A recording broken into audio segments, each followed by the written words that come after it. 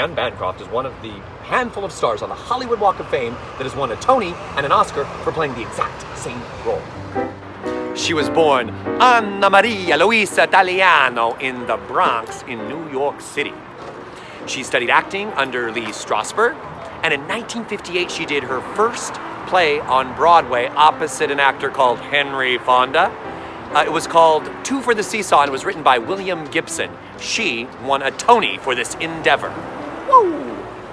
In 1960, she returned to Broadway in another William Gibson play called The Miracle Worker. Now, The Miracle Worker is a play about Helen Keller, who was played by Patty Duke, and her teacher, Annie Sullivan, of course played by Ms. Bancroft.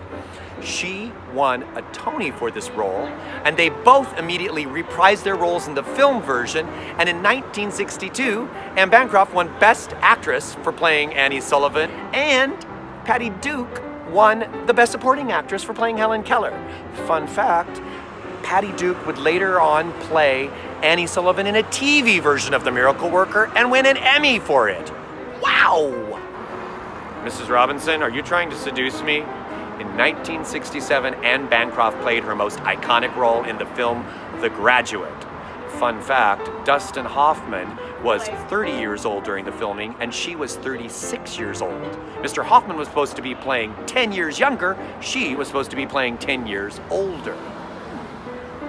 Some of her other famous films include The Turning Point, Agnes of God, Torch Song Trilogy, and The Elephant Man, which was produced by her husband, Mel Brooks. They also starred together in the wonderful remake of the picture To Be or Not to Be, and they did a guest spot on the TV series Curb Your Enthusiasm.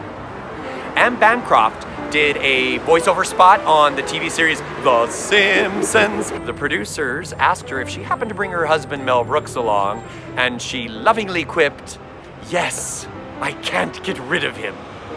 Fun fact, they both ended up recording an episode that day. This is Todd Pickering for Walk of Fame Wednesdays. I will see you next week in Hollywood.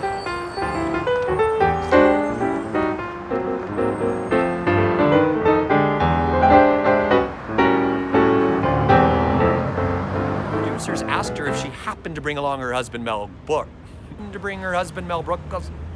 They asked if they brought her husband along, Mel Bell. I don't know who that man is.